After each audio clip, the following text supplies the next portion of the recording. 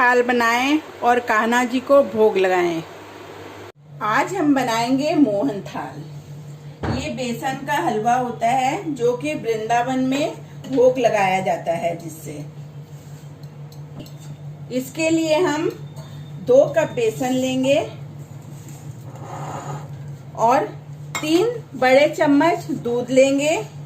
अब इसमें 3 बड़ा चम्मच घी डालेंगे। दूध एकदम गर्म होना चाहिए, उसमें 3 बड़ा चम्मच घी डाल देंगे।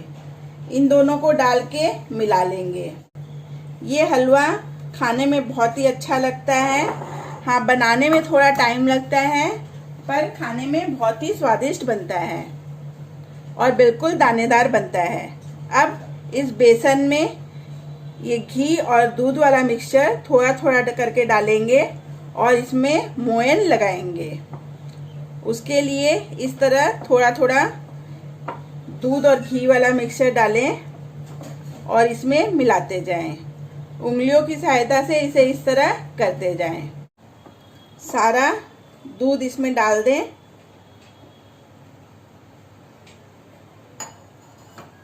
और अब दोनों हाथों से इसे मिलाएं और इस तरह रगड़ते हुए इसे मोयन लगाएं।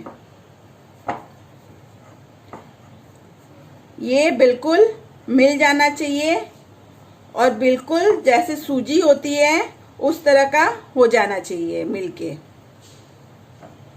इसको दोनों हाथों से, हथेलियों से इस तरह रगड़ते हुए मोयन लगाएं।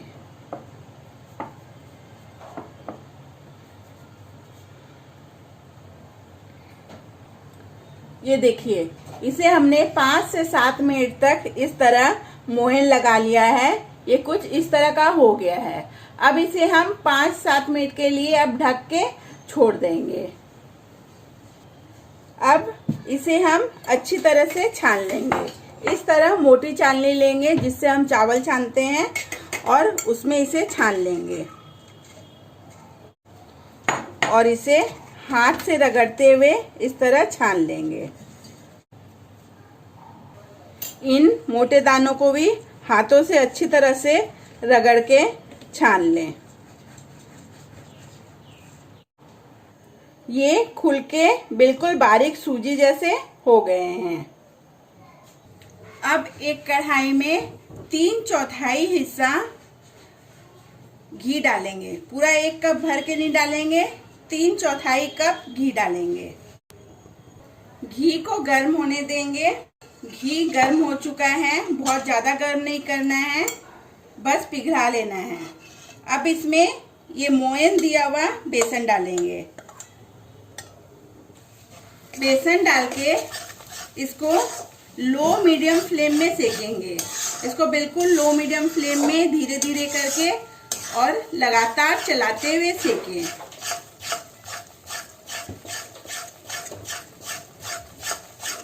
लगातार चलाते रहें, साइड से इस तरह साफ करते रहें। फ्लेम को लो और मीडियम करते हुए इसे सेकें, वरना बेसन कच्चा रह जाएगा और हमारा हलवा अच्छा नहीं बनेगा। इस तरह इसे लगातार चलाते हुए सेकते रहें। इसे सेकने में थोड़ा टाइम लगता है क्योंकि इसे लो फ्लेम में सेकना पड़ता है, पर फ्लेम को हाई ना करें वरना ये सीख जाएगा जल्दी पर अंदर से ये कच्चा रह जाएगा।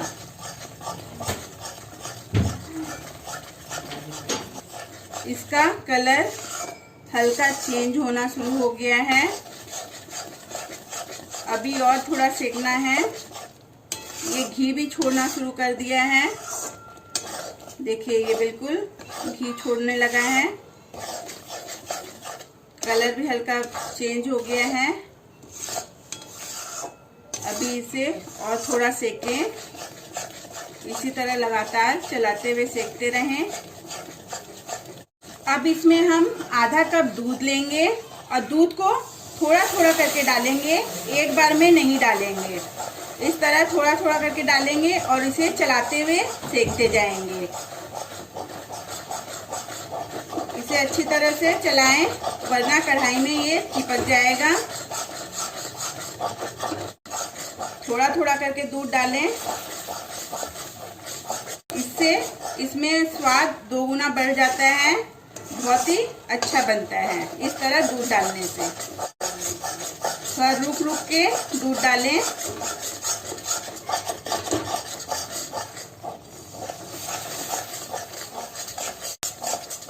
ये हमने आधा कप दूध लिया था।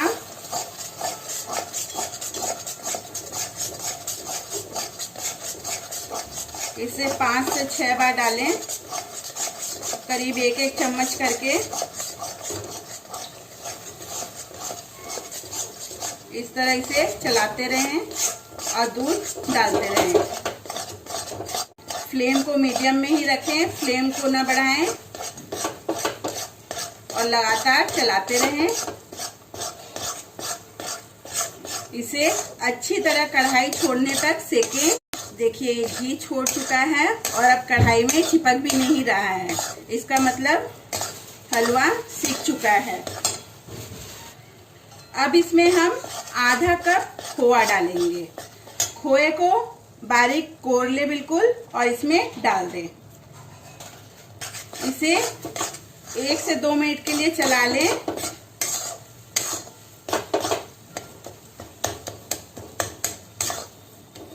और गैस को बंद कर दें और गर्म कढ़ाई में इसे थोड़ी देर यूं ही चलाते रहें। खोआ आपकी इच्छा हो तो डालें, वरना कोई जरूरी नहीं है। बिना खोआ के भी ये बहुत ही स्वादिष्ट लगता है।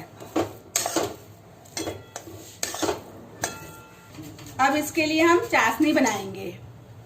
हमने 2 कप बेसन लिया था तो 1 कप चीनी लेंगे। चीनी आप अपने हिसाब से भी कम बेसी कर सकते हैं। अगर मीठा ज्यादा खाते हो तो चीनी थोड़ा ज्यादा ले लें, कम खाते हो तो थोड़ा कम ले लें। 1 कप चीनी, उसके साथ 1 कप पानी डालेंगे। चीनी को पिघलने देंगे। चीनी पिघल चुकी है, अब इससे हम चाशनी बनाएंगे। चाशनी हमें 1 तार की नहीं बनानी है, उससे थोड़ी पतली बनानी है। करीब आधा तार की चाशनी बनानी है। चाशनी तैयार है। उसके लिए इस तरह उंगली में थोड़ी सी चाशनी लें और इस तरह करेंगे तो ये पूरा तार नहीं बनेगा, पर एक तार जैसा उठेगा। इसका मतलब चाशनी तैयार है। गैस बंद करें। बेसन भी सीख चुका है और चाशनी भी तैयार है। अब बेसन में चाशनी मिलाएंगे। थोड़ा थोड़ा करके चाशनी मिलाएं, एक बार में सारा ना मिलाएं। इस तरह थोड़ा थोड़ा डालें और मिलाएं। इसे 2 से 3 बार में मिलाएं।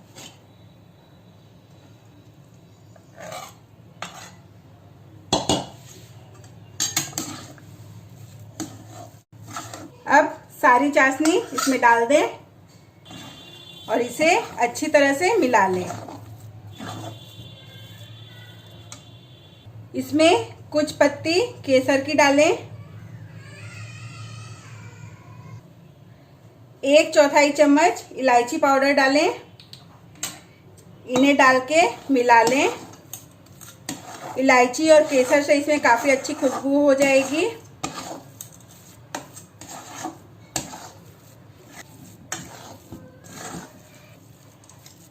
इसकी आप बर्फी भी जमा सकते हैं, पर उसके लिए चाशनी आपको थोड़ी गाढ़ी बनानी पड़ेगी। करीब 2 तार की चाशनी उसके लिए बनानी पड़ेगी और फिर इसे एक ट्रे में या प्लेट में जमा देना होगा। अब इसे एक प्लेट में निकाल लें। इसे इस तरह फैला लें पूरे प्लेट में। कुछ ड्राई फ्रूट्स डाल दें इस पे। इस तरह चारों ओर ड्राई फ्रूट्स डाल लें। इसमें काजू, पिस्ता, बादाम जो भी आपके पास हो वही डाल लें।